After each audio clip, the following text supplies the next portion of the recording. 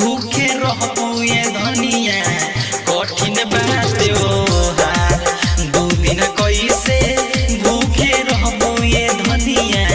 कठिन बात ओहार दू दिन कैसे भूखे रहबू ये धनिया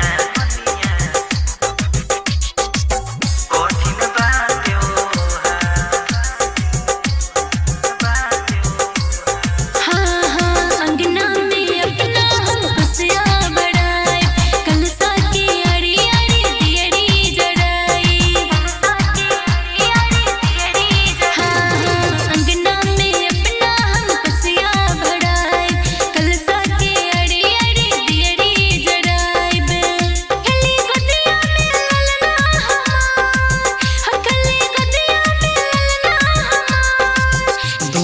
कैसे भूखे रहबू ये धनिया कठिन बात ओहार दू दिन कैसे भूखे रहबू ये धनिया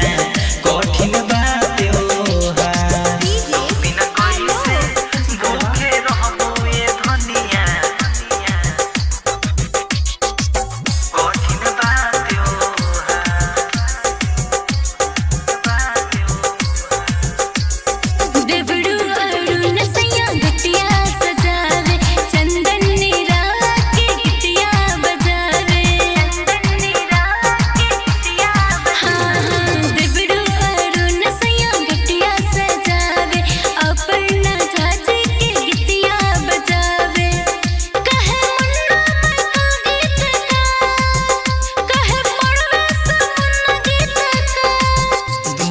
कैसे